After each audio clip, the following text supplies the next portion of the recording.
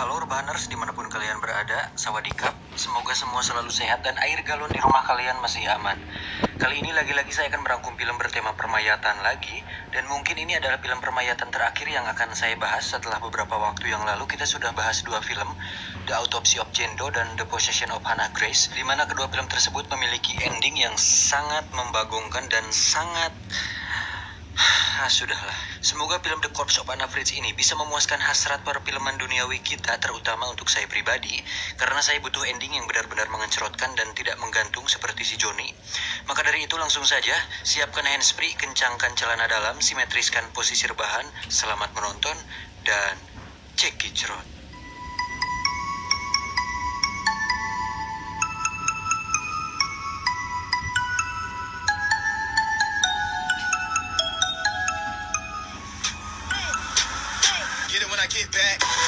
Ini ngapul juga udah direkam.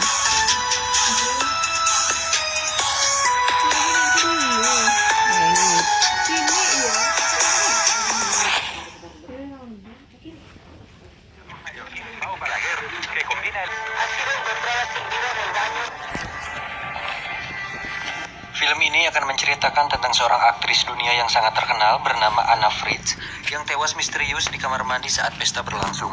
Scene dimulai dengan narasi dan seorang petugas rumah sakit yang membawa jenazah Anna. Petugas itu bernama Pau. Ini dia. Si Pau ini pun secara sengaja memotret wajah Anna dan mengirimkan foto tersebut kepada teman-teman dekatnya. Kedua temannya, Ivan dan Javi, tertarik untuk melihat jenazah Anna. Dan dari sinilah semua malapetaka dimulai. Sekedar catatan bahwa sosok Anna Fritz dalam film ini diceritakan sebagai aktris yang sangat terkenal dan sangat diidolakan, sehingga kesempatan langka untuk melihat Anna Fritz secara langsung tidak disia-siakan oleh Ivan dan Javi walaupun dia sudah jadi mayat. Pau pun diajak minum amer dulu oleh Ivan dan Javi agar mentalnya menjadi lebih berani, karena Pau ternyata sedikit ketakutan dengan resiko kehilangan pekerjaannya karena membawa Ivan dan Javi ke tempat kerja.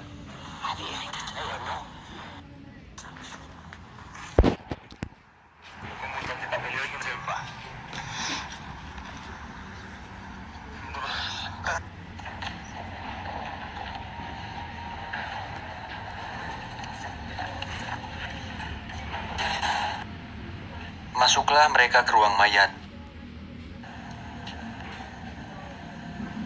Saat kain dibuka, betapa kagumnya mereka bisa melihat Anna Fritz secara langsung.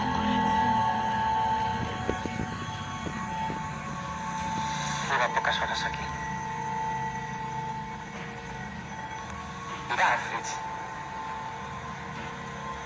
Ivan pun langsung meraba mountainnya si Anna dan itu sangat gila. Mayat loh itu.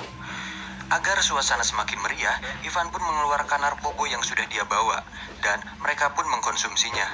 Setelah agak ngefly, Ivan pun kembali menghampiri mayat Anna lagi. Dan entah apa yang ada di pikirannya, si Ivan pun mengutarakan sebuah ide gila untuk melakukan pengenceritan kepada mayat Anna. What the fuck, man? Javi sendiri yang sejak awal ketakutan berusaha keras untuk tidak terlibat. Tapi, ia tak sanggup melarang keinginan kedua temannya tersebut. Akhirnya, Ivan pun melakukannya.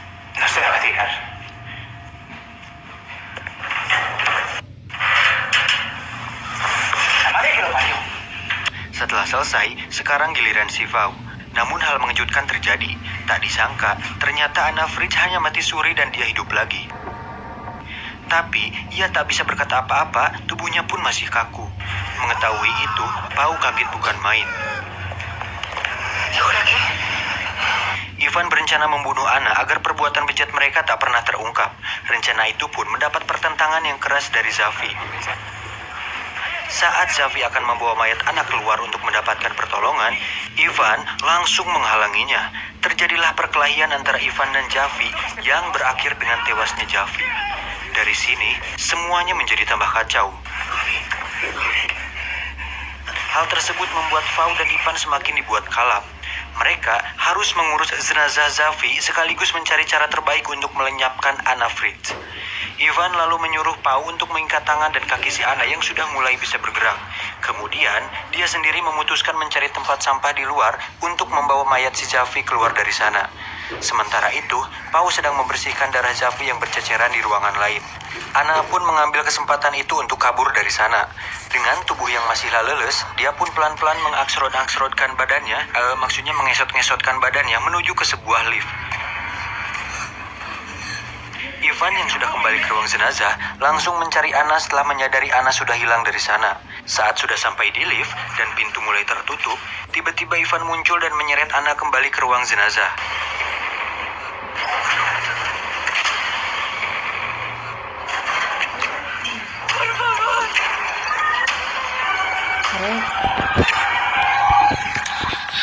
Karena sudah kagok edan, Ivan pun menyuruh Pau membunuh Ana. Tapi karena Pau pada dasarnya remaja yang soleh, dia pun tidak sanggup dan menolak perintah dari Ivan. Kemudian Ivan memaksa tangan Pau untuk membekap mulut dan hidung Ana sampai dia kehabisan napas. Ketika masalah si Ana sudah beres, Ivan pun membawa mayat Javi keluar dari sana. Pau kemudian merapikan dan membereskan pekerjaannya. Tapi saat dia akan pulang, tiba-tiba Ana batuk. Saat dicek, ternyata Ana masih hidup.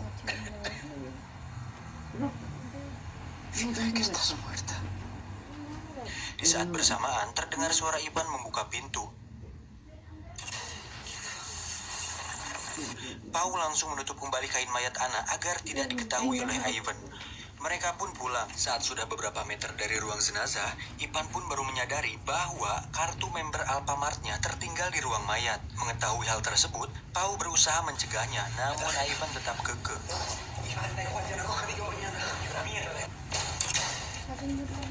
Saat masuk, betapa kagetnya Ivan melihat Ana yang sedang memakai baju dan sedang berdiri. Ivan yang menyadari bahwa Ana ternyata pura-pura mati dan Pau menyembunyikan hal tersebut dari dia, Ivan langsung menghajar Pau.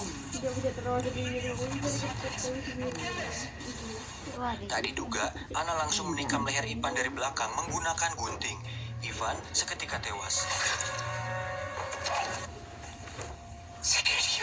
Dan Pau, dia pun ditusuk juga, lalu tewas juga.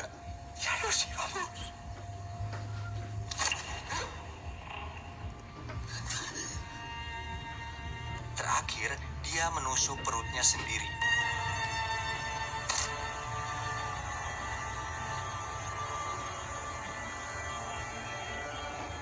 Dan tamat. Ending yang sangat amat membagongkan.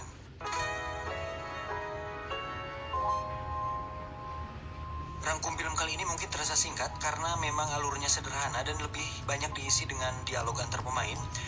Tapi terlepas dari bagus atau tidaknya film ini, banyak hal sebenarnya yang menjadi tanda tanya bagi saya pribadi. Di antaranya, bagaimana Ana bisa hidup lagi? Mungkin mati suri, oke lah bisa. 2, bagaimana kondisi mayat yang hidup lagi bisa ngesot dan dalam hitungan jam sudah bisa berjalan dan berdiri? Secara medis dan ilmu kedokteran mungkin itu bisa saja terjadi. Oke lah, siap. 3, ini yang paling membangsatkan. Mengapa Ana bunuh diri di saat ia telah memiliki kesempatan besar untuk hidup dan dia telah berjuang berkali-kali untuk hidup?